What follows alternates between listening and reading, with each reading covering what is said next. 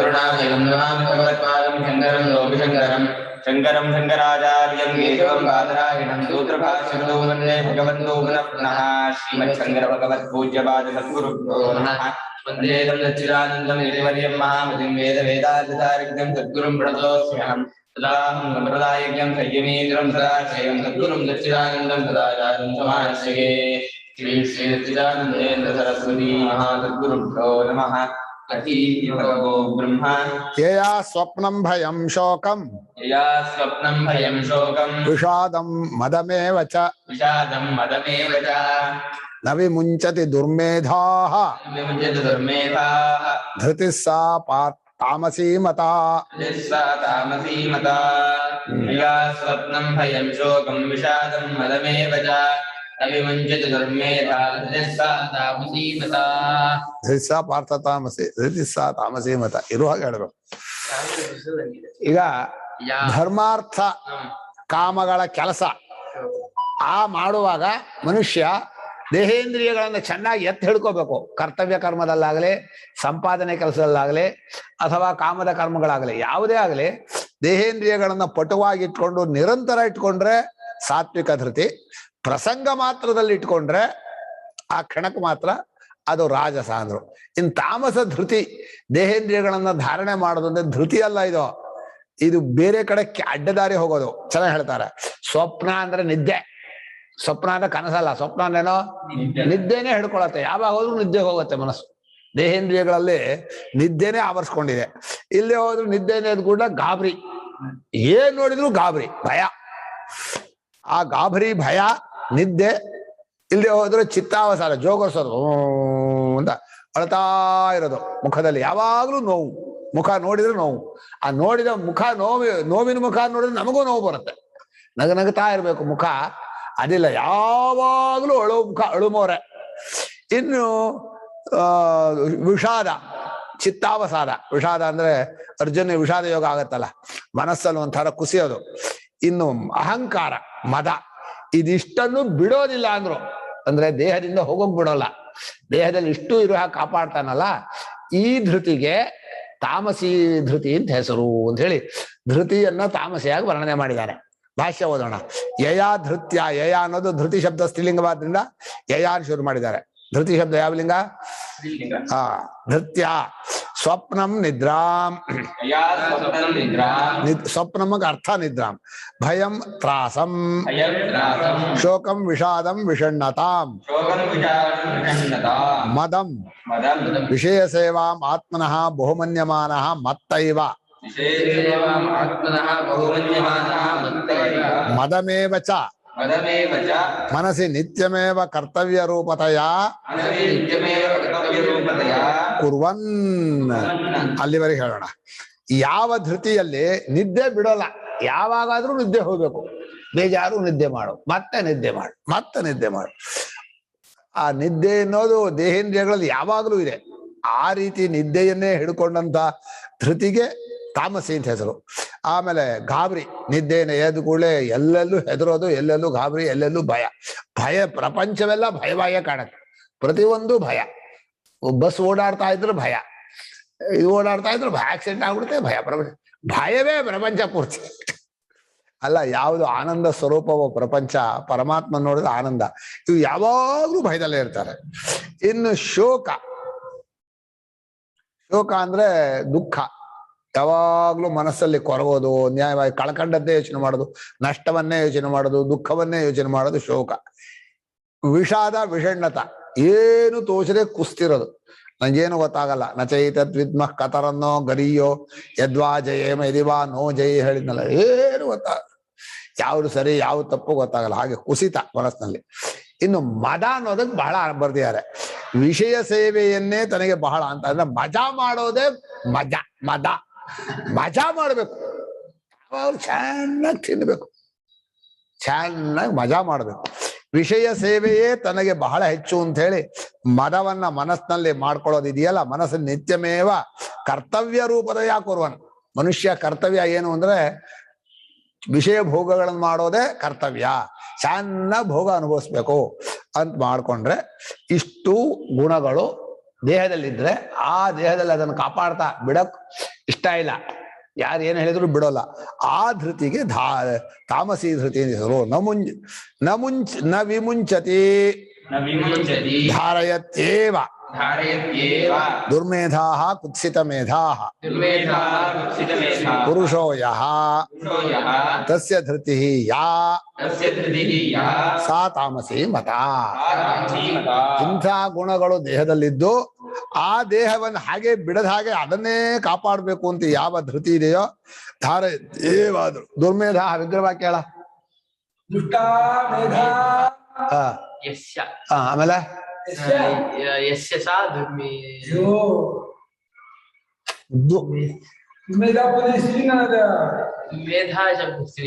ಹೌದು ದುಷ್ಟ ಮೇಧ ಯಸ್ಯ ಸಹ ದುರ್ಮೇಧಾಃ. ಯಾಕೆ ಅದು ಏಕವಚನ. ದುರ್ಮೇಧಾಃ ದುರ್ಮೇಧು ಮೇಧಾ ಶಬ್ದದಲ್ಲಿ ಯಾವುದು ವಿಸರ್ಗ ಇಲ್ಲ, ಸೇರಿಸಿದ್ಮೇಲೆ ವಿಸರ್ಗ ಬಂದ್ಬಿಡ್ತಲ್ಲ ಏಕವಚನದಲ್ಲ.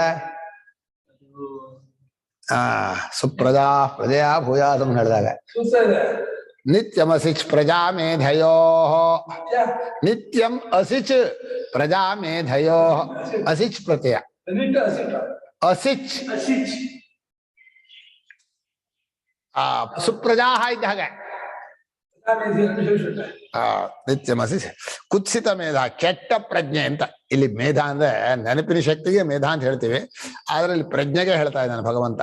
ಈ ತಿಳುವಳಿಕೆ ಇರುವಂತಹ ಕೆಟ್ಟ ಬುದ್ಧಿಯವನೇ ತಾಮಸಿ ಧೃತಿಯವನು. ಅಂಥ ಧೃತಿ ತಾಮಸ ಧೃತಿ ಅಂತ ಹೇಳ್ದ. ಈಗ ಬುದ್ಧಿದು ಮೂರಾಯ್ತು, ಧೃತಿದು ಮೂರಾಯ್ತು. ಇನ್ನು ಸುಖಕ್ಕೆ ಒಂದು ಹೇಳಿಬಿಟ್ರೆ ಸಾಂಖ್ಯರ ಪ್ರಕ್ರಿಯೆ ಗುಣಭೇದ ಮುಗೀತು. ಸುಖವನ್ನು ಹೇಳಬೇಕು. ಅದಕ್ಕೆ ಪೀಠಿಕೆಯಾಗಿ ಭಾಷ್ಯಕಾರರು ಇದುವರೆಗೆ ಹೇಳಿದ್ದನ್ನ ಸಂಗ್ರಹವಾಗಿ ಒಂದು ವಾಕ್ಯಲ್ಲಿ ಹೇಳ್ತಾರೆ. ಗುಣಭೇದೇನ ಕ್ರಿಯಾಣಾಂ ಕಾರಕಾಣಾಂಚ ತ್ರಿವಿಧ ಭೇದ ಉಕ್ತ. ಗುಣ ಅಂದ್ರೆ ಸತ್ವರ ಸಮ ಗುಣಗಳಿಂದ ಕ್ರಿಯೆಗಳು ಕರ್ಮವನ್ನು ಹೇಳಿದ್ದು. ಕಾರಕ ಅಂದ್ರೆ ಇನ್ನು ಜ್ಞಾನ ಕರ್ತೃ, ಜ್ಞಾನಂ ಕರ್ತೃ ಕರ್ಮ ಏನಂತದ ಜ್ಞಾನಂ ಕರ್ಮ ಚ ಕರ್ತಾಚ. ಆಮೇಲೆ ಇನ್ 3 ಒಟ್ಟು 6 ಹೇಳಿದ್ದಾಯ್ತು. ಇದು 3 9 ಆಯ್ತು.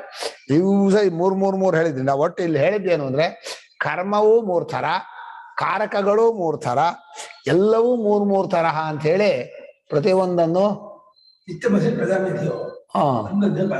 ನೋಡಿ ಅದೇ ಹೌದು. ತ್ರಿವಿಧ ಭೇದ ಉಕ್ತ. 3 ವಿಧವಾದ ಭೇದವನ್ನ ಹೇಳಿದ್ದಾಯ್ತು. ಇನ್ನು ಒಂದೇ ಒಂದು ಹೇಳ್ಬೇಕು. ಯಾವುದು ಅಂದ್ರೆ ಇಷ್ಟು ಮಾಡೋದು ಯಾತಕ್ಕೆ? ಸುಖಕ್ಕೆ. ಮನುಷ್ಯ ಒಟ್ಟು ಜೀವನವೇ ಸುಖಕ್ಕೆ. ಈ ಸುಖದಲ್ಲೂ 3 ಥರ ಹೇಳ್ಬೇಕು. ಅದಕ್ಕೋಸ್ಕರ ಭಗವಂತ ಇದನ್ನ ಹೇಳ್ತಾನೆ. ಅಥ ಇದಾನೀಂ ಫಲಸ್ಯ ಸುಖಸ್ಯ ತ್ರಿವಿಧ ಭೇದ ಉಚ್ಯತೆ. ಈ ಫಲಸ್ಯ ಅಂದ್ರೆ ಕ್ರಿಯಾಕಾರಕಾಣಾಂ ಫಲಸ್ಯ. ಕ್ರಿಯಾಕಾರಕ ಇದೆರಡು ಆದ್ಮೇಲೆ, ಕಾರಕ ಅಂದ್ರೆ ಕ್ರಿಯಾ ಸಾಧನಗಳು, ಕ್ರಿಯಾ ಅಂದ್ರೆ ಕರ್ಮ ಆಕ್ಷನ್. ಅಂದ್ರೆ ಕಾರಕಗಳನ್ನು ತಗೊಂಡು ಕ್ರಿಯೆ ಮಾಡಿದ ಮೇಲೆ ಬರೋ ರಿಸಲ್ಟ್ಗೆ ಹೆಸರೇನು? ಫಲ. ಫಲ ಕೊನೆ ಫಲ ಏನು ಅಂದ್ರೆ ಸುಖನೇ. ಯಾವುದೇ ಕಾರಕ ಟೆಂಪ್ರರಿ ಫಲ ಲೆಕ್ಕ ಅಲ್ಲ. ಈಗ ಅಡಿಗೆ ಮಾಡಿದ್ರೆ ಅನ್ನ ಆಗತ್ತಲ್ಲ, ಅದು ಅನ್ನ ಫಲ ಆದ್ರೂ ಅನ್ನ ಮುಖ್ಯ ಅಲ್ಲ. ಅನ್ನ ಮತ್ತೆ ಕಾರಕ ಆಗ್ಬಿಡತ್ತೆ. ಅನ್ನ ಕಾರಕ ಆದ್ಮೇಲೆ ಏನ್ ಮಾಡ್ಬೇಕು? ಊಟ ಮಾಡೋ ಕ್ರಿಯೆ ಆಗತ್ತೆ. ಊಟ ಮಾಡೋ ಕ್ರಿಯೆಗೆ ಅನ್ನ ಒಂದು ಸಾಧನ ಆಯ್ತು. ಆವಾಗ ಯಾವುದು ಊಟ ಮಾಡೋ ಫಲ? ಹೊಟ್ಟೆ ತುಂಬೋದು, ತೃಪ್ತಿ. ಆ ತೃಪ್ತಿ ಆದ್ಮೇಲೆ ಕೊನೆಯ ಫಲ ಯಾವುದು? ಸುಖ. ಸುಖ ಯಾವುದಕ್ಕೂ ಕಾರಕ ಅಲ್ಲ, ಸುಖನೇ ಕೊನೆಯದು. ಅಂದ್ರೆ ಮನುಷ್ಯನಿಗೆ ಜೀವನದ ಎಲ್ಲಾ ಕ್ರಿಯೆಗಳಿಗೂ ಎಲ್ಲಾ ಕಾರಕಕ್ಕೂ ಗೋಲ್ ಯಾವುದು ಅಂದ್ರೆ ಸುಖ. ಆ ಸುಖದ ವಿಚಾರವೇ ಬಹಳ ಮುಖ್ಯ. ಈಗ ಅದರ 3 ಭಾಗ ಹೇಳ್ತಾನೆ. ಮನುಷ್ಯನ ಪ್ರತಿಯೊಂದು ಕ್ಷಣದಲ್ಲೂ ಪ್ರಪಂಚದಲ್ಲಿ ಸುಖವನ್ನೇ ಹುಡ್ಕೋದವನು. ಇಲ್ಲಿ ಸುಖ ಸಿಗತ್ತಾ, ಅಲ್ಲಿ ಸುಖ ಸಿಗತ್ತಾ ಅಂತ. ಸುಖ ಸಿಗಲಿ ಅಂತ ಏನ್ ಮಾಡ್ತಾನೆ ಗೊತ್ತಾ? ಆ ವಸ್ತು ಕಂಡು ಕೂಡ್ಲೆ ಅದ್ರ ಮೇಲೆ ಒಂದು ಕಲಾಯ, ಪ್ರೇಮದ ಕಲಾಯ ಬೆಳಿತಾನೆ. ಪ್ರೇಮದ ಕಲಾಯ ಬೆಳೆದ ಕೂಡಲೇ ಅದು ಚೆನ್ನಾಗಿದೆ ಅನ್ಸತ್ತೆ. ಚೆನ್ನಾಗಿದೆ ಅನ್ಕೂಡ್ಲೆ ಅನುಭವಿಸ್ತೀನಿ ಅಂತ ಹೋಗಿ ಸಿಗಾಕೊಂಡ್ಬಿಡ್ತಾರೆ. ಗೊತ್ತಾಯ್ತನಾ? ಚೆನ್ನಾಗಿದೆ ಅಂತ. ಯಾವುದನ್ನು ಚೆನ್ನಾಗಿದೆ ಅಂತ ಹೇಳಬೇಕು ಅನ್ನೋದು ಹೇಳ್ಕೊಡ್ಬೇಕು. ಇಂದ್ರಿಯಗಳು ಹೇಳ್ಕೊಡತ್ತೆ. ಇಂದ್ರಿಯಗಳು ಹೇಳ್ಕೊಡೋದು ಮುಖ್ಯ ಅಲ್ಲ. ಯಾರು ಹೇಳ್ಕೊಡ್ಬೇಕು? ಬುದ್ಧಿ ಅಲ್ಲ, ಶಾಸ್ತ್ರಾಚಾರ್ಯರು ಬುದ್ಧಿ ಅಂತ ಹೇಳ್ಕೊಡುತ್ತೆ. ಶಾಸ್ತ್ರಾಚಾರ್ಯರು ಇದಪ್ಪ ಸುಖ ಇದಲ್ಲ ಅಂತ ಹೇಳ್ಕೊಡ್ಬೇಕು. ಆದ್ರೆ ಅವ್ರು ಹೇಳ್ಕೊಟ್ಟು ನಾಟಬೇಕಲ್ಲ ನಿಮ್ಮ ಮನಸ್ಸಿಗೆ. ಅದಕ್ಕೋಸ್ಕರವಾಗಿ ಯಾವುದು ಸುಖ, ಸುಖದಲ್ಲಿ ಗ್ರೇಡ್ ಹೇಳ್ತಾರೆ. ಯಾವುದು ಸುಖ ಅಲ್ಲ ಅಂತ ಹೇಳ್ಬಿಟ್ರೆ ಸಿಟ್ಟು ಬರುತ್ತೆ, ಮುಖಾನೇ ಹಾಕಲ್ಲ. ಸುಖ ಅಲ್ಲ ಅಂತೀಯಲ್ಲ, ಸುಖ ಆಗತ್ತೆ. ಕಾಫಿ ಕುಡಿದ್ರೆ ಸುಖ ಆಗತ್ತೆ, ಹಣ್ಣು ತಿಂದ್ರೆ ಸುಖ ಆಗತ್ತೆ, ಇದರಲ್ಲೆಲ್ಲ ಸುಖ ಆಗತ್ತೆ ಅಂತ ವಾದ ಮಾಡ್ತಾನೆ. ವಾದ ಬೇಡ, ನಿನ್ ಸುಖಕ್ಕೂ ಒಂದು ಗ್ರೇಡ್ ಹಾಕೋಣ. ಇದು ಅಧಮ ಸುಖ, ಇದು ಮಧ್ಯಮ ಸುಖ, ಇದು ಉತ್ತಮ ಸುಖ ಅಂತ ಮಾಡಿ ಸಾತ್ವಿಕ ಸುಖ, ರಾಜಸುಖ, ತಾಮ ಸುಖ ಅಂತ ಹೇಳ್ತಾನೆ. ಚೆನ್ನಾಗಿದೆ ಅಂದ್ರೆ ಕ್ರಿಯಾಕಾರಕಗಳ ಗೋಲ್ನಲ್ಲಿ ಹೇಗಿದೆ ಅಂತ ಹೇಳ್ಬೇಕು. ಈಗ ಹೇಳೋಣ, ಸುಖಂ ತ್ವಿದಾನೀಂ ತ್ರಿವಿಧಂ ಶೃಣು ಮೇ ಭರತರ್ಷಭ ಅಭ್ಯಾಸಾದ್ರಮತೆ ಯತ್ರ ದುಃಖಾಂತಂಚ ನಿಗಚ್ಚತಿ. ಇದಾನೀಂ ತ್ರಿವಿಧಂ ಶೃಣು ಮೇ ಭರತರ್ಷಭ ಅಭ್ಯಾಸಾತ್ ರಮತೆ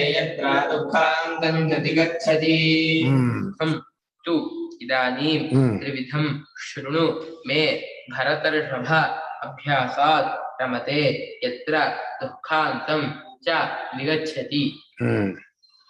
ಇದುವರೆಗೂ ಕ್ರಿಯೆ ಮಾಡಿದ ಗೋಲು ಸುಖ, ಕಾರಕದಲ್ಲಿ ಕರ್ತೃವಿನ ಮುಖ್ಯ ಗುರಿ ಯಾವುದು? ಸುಖ. ಇನ್ನು ಸುಖ ಯಾವ ಕ್ರಿಯೆಯೂ ಅಲ್ಲ, ಯಾವ ಕಾರಕವೂ ಅಲ್ಲ. ಸರಿತಾನೆ? ಫಲ ಅನ್ನೋದನ್ನು ಕಾರಕ ಅಂತ ಅಂತಾರೆ, ಅದ್ರ ಫಲ ಕಾರಕ ಆಗಲ್ಲ. ಅದು ಮುಂದಕ್ಕೇನಿಲ್ಲ. ಸುಖ ಆದ್ಮೇಲೆ ಮುಂದೇನು ಅಂದ್ರೆ ಅದೇ ಒಬ್ಬ ಹೇಳಿ ನಿದ್ದೆ ಕತೆ ಹೇಳ್ತಾರಲ್ಲ, ಕೊನೆಯಲ್ಲಿ ಮನೆ ಕಟ್ಟಿ ಎಲ್ಲ ದುಡಿದು ಕೊನೆಯಲ್ಲಿ ಏನ್ ಮಾಡ್ಬೇಕು? ಮಲ್ಕೋಬೇಕು. ಈಗ ಏನ್ ಮಾಡ್ತಾ ಇದ್ದೀನಿ ಇಂದ ಅವನು ಇದ್ರಲ್ಲಿ ಮಲ್ಕೊಂಡು ಪಾರ್ಕಲ್ಲಿ ಮಲ್ಕೊಂಡವನು ಎಬ್ಬಸ್ತಾ ಬಂದು, ಸೋಮಾರಿ ಮಲಗ್ತೀಯಲ್ಲ, ಏನ್ ಮಾಡ್ಬೇಕು? ದುಡಿಬೇಕು. ದುಡಿದ್ಮೇಲೆ ಒಳ್ಳೆ ಮನೆ ಕಟ್ಟಬೇಕು. ಮನೆ ಕಟ್ಟಿದ್ಮೇಲೆ ಫ್ಯಾನ್ ಹಾಕೋಬೇಕು. ಫ್ಯಾನ್ ಹಾಕೊಂಡು ಏನ್ ಮಾಡ್ಬೇಕು? ಮಂಚ ಮಲ್ಕೋಬೇಕು. ಈಗೇನ್ ಮಾಡ್ತಾ ಇದ್ದೀನಿ ಅಂತ. ಅಂದ್ರೆ ಮನುಷ್ಯನ ಗುರಿನೇ ಸುಖ. ಈ ಸುಖ 3 ತರಹದ ಗ್ರೇಡನ್ನು ಹಾಕ್ತಾರೆ. ಯಾತಕ್ 3 ತರ ಗ್ರೇಡ್ ಹಾಕ್ತಾರೆ? ಉತ್ತಮವಾದ ಸುಖದ ಕಡೆ ಹೋಗ್ಲಿ ಬುದ್ಧಿ ಅಂತ.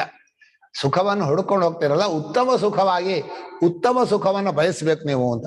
ಆದ್ರೆ ಸುಖ ಪರಿಚಯವಾಗದೆ ಸುಖವಾಗಲ್ಲ, ಪ್ರೀತಿ ಇಡದೆ ಸುಖವಾಗಲ್ಲ.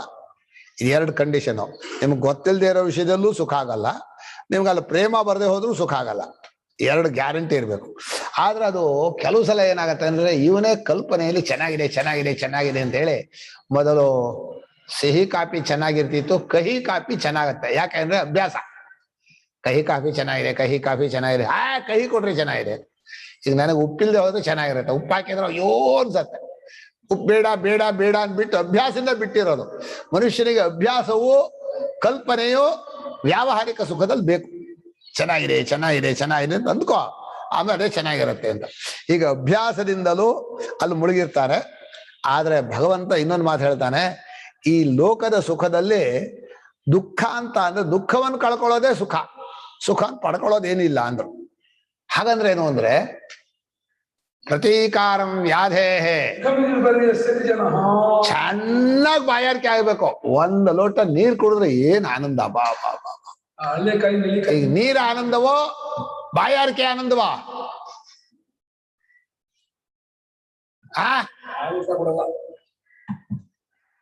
ಎರಡೂ ಆನಂದ ಅಲ್ಲ ಅಂತ ಹೇಳಿ ಅಲ್ಲಿ ಇವ್ರಿಗೆ ಹಾಕೋ, ನಮ್ ನಾಗರಾಜ್ಗೆ ಹೇಳಿ.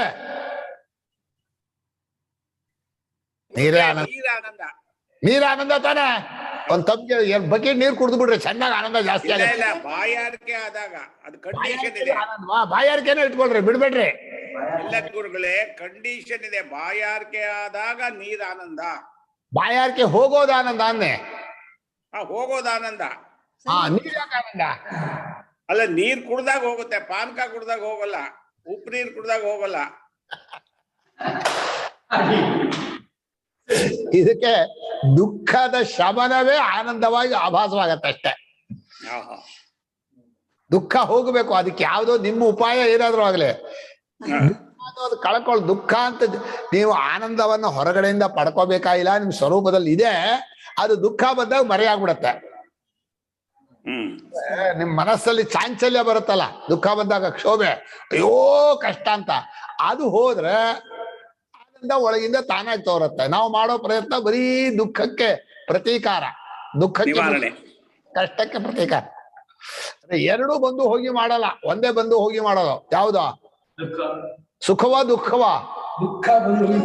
ದುಃಖ ಹೋಗುತ್ತೆ, ಬಂದ್ಮೇಲೆ ಹೋಗುತ್ತದು. ಸುಖ ಸುಖ ಸದಾ ಇರುತ್ತೆ. ದುಃಖ ಬಂದು ಹೋಗತ್ತೆ ಅಂದ್ರೆ ದುಃಖ ಬರೋದು ನಿಜವಾಗಿ ನಾವು ಅಭಿಮಾನ ಪಟ್ಕೊಂಡ ಜಾಗಕ್ಕೆ, ಅಲ್ಲಿ ದುಃಖ ಬರಲ್ಲ. ದುಃಖದ್ದೇ ಅದು ಮನೆ. ದುಃಖಾಲಯಂ ಅಶಾಶ್ವತಂ ಭಗವಂತ ಬರ್ದಿಟ್ಬಿಟ್ಟ. ಈ ದೇಹಲಯಂ ಅಶಾಶ್ವತಂ. ಚೆನ್ನಾಗಿದೆ.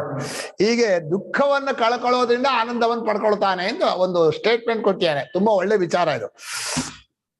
ಇದನ್ನ ಪಡ್ಕೊಳ್ತಾನೆ. ಈಗ ನನ್ನ ವಿಸ್ತಾರ ಹೇಳ್ತೀನಿ, ಓದಪ್ಪ. ಸುಖಂತು ಇದಾನಿಂ ತ್ರಿವಿಧಂ ಶೃಣು. ಮೂರ್ ತರ ಸುಖ ಅನುಭವಿಸ್ಬೇಕು ಅನ್ನೋದನ್ನ ಕೇಳೋ. ಏನು ಇನ್ನೊಂದು ಶ್ಲೋಕ ಅದು ಹೇಳ್ಬೇಕಾ? ಎತ್ತದಗ್ರೇ ವಿಷಮಿವ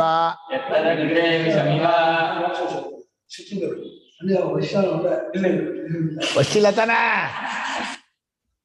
ಹಿಂಗೆ ಡುಗ್ ಡುಗ್ ಡುಗ್ ಡುಗ್.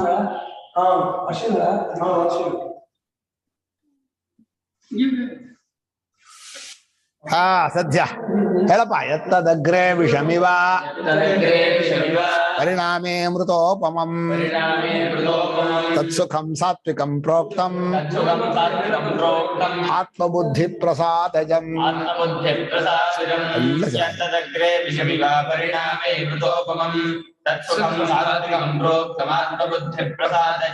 ಹಾ ಹೇಳಪ್ಪ. ಯತ್ ತತ್ ಯತ್ ತತ್ ಎರಡು ತನ. ಆಮೇಲೆ ಅಗ್ರೇ ವಿಷಂ ಇವ ಪರಿಣಾಮೇ ಅಮೃತೋಪಮಂ ತತ್ ಸುಖಂ ಸಾತ್ವಿಕಂ ಪ್ರೋಕ್ತಂ ಆತ್ಮಬುದ್ಧಿ ಪ್ರಸಾದಜಂ. ಎಷ್ಟೋ 12 ಪದಾನೆ. ಆರಂಭದಲ್ಲಿ ವಿಷ ತರಹ ಕಾಣಿಸತ್ತೆ. ಈ ಸಾಧನೆ ಮಾಡೋದು ಇದೆಯಲ್ಲ ಕಷ್ಟ. ಆಟ ಆಡೋ ವಯಸ್ಸು ತಗೊಂಬಂದು ನರಸೀಪುರಕ್ಕೆ ಹಾಕ್ಬಿಟ್ರು. ಅಯ್ಯೋ ಒಂದು ವಾರ ಹತ್ತಿರೋದು ಆಗೋದೇ ಇಲ್ಲ. ಈ ಯಾವುದೋ ಅಭ್ಯಾಸದಲ್ಲಿ ಇರ್ತೀವಲ್ಲ, ನಮ್ಮ ಪುರೋಹಿತರ ಮನೆ ಮುಕುಂದ ಅವಧಾನ ಅಂತ, ಮುಕುಂದ ಅವಧಾನ ಈಗ ಅವನನ್ನು ಮತ್ತೂರಿನ ತಗೊಂಡು ಬೆಂಗಳೂರಿಗೆ ಅಂತ ಬಿಟ್ಬಿಟ್ರು. ಶಿವಮೊಗ್ಗ ಹೋಗೋ ಬಸ್ಸನ್ನೆಲ್ಲ ನೋಡಿದ್ರು. ಅಯ್ಯೋ ಶಿವಮೊಗ್ಗ ಹೋಗ್ತೀಯಾ ಹೇಳ್ತಾ ಇದ್ದ. ಅಂದ್ರೆ ಮನುಷ್ಯನಿಗೆ ಯಾವುದೋ ಒಂದು ಪರಿಸರ ಇರುತ್ತಲ್ಲ, ಅದರಿಂದ ಬೇರೆ ಪರಿಸರಕ್ಕೆ ಹಾಕ್ಬಿಟ್ರೆ ಕ್ಷಣಪಡಿಸ್ಬಿಡ್ತಾನೆ, ತಡೆಯೋಕೆ ಆಗಲ್ಲ. ಅಂದ್ರೆ ದುಷ್ಟರ ಸಹವಾಸಲ್ಲಿ ಮುಳುಗಿದ್ದವರಿಗೆ ಸತ್ಸಂಗಕ್ಕೆ ಹಾಕಿದ್ರೆ ಸಾಕು, ಅಯ್ಯಯ್ಯೋ ಅಂತಾರೆ. ನಮಗೆ ಅಲ್ಲಿ ಹೋಗ್ಬಿಟ್ರೆ ಕಲ್ಯಾಣ ಮಂಟಪಕ್ಕೆ ಅಯ್ಯಪ್ಪ ತಲೆ ಕೆಟ್ಟೆ ಹೋಗುತ್ತೆ. ಯಾತಕ್ ಬಂದ್ವಪ್ಪ ನರಕಕ್ಕೆ? ಪ್ರತ್ಯಕ್ಷ ನರಕ. ಮಾತಾಡ್ಸಿದ್ರ ಬಹಳ ಸಂತೋಷ ಆಯ್ತು. ಸತ್ಸಂಗಕ್ಕೆ ಬರುವಾಗ ಮನುಷ್ಯನ ಮನಸ್ಸು ಚಡಪಡಿಸತ್ತೆ. ಅದು ಯಾವುದೋ ಕಳ್ಕೊಂಡ ಹಾಗೆ. ನಾನು ಒಂದು ಕಥೆಯಲ್ಲಿ ಹೋಗಿದ್ದೆ. ಒಬ್ಳು ಕೆಡ್ತಾ ಇರೋ ಹುಡುಗಿ, ಅವಳನ್ನು ಒಬ್ಬ ರಾಜ ಹಿಡ್ಕೊಂಡ್ಬಂದು ಅರಮನೆಯಲ್ಲಿ ಇಟ್ಬಿಟ್ಟ. ಅವಳಿಗೆ ತಡ್ಕೊಳಕ್ ಆಗ್ತಾ ಇಲ್ಲ. ದಿನಾ ದುರಭ್ಯಾಸಿನ ಹೋಗ್ತಾ ಇದ್ಲು. ರಾಜ ಕಟ್ಟಾಕ್ಬಿಟ್ಟ, ಬಿಡ್ಲಿಲ್ಲ.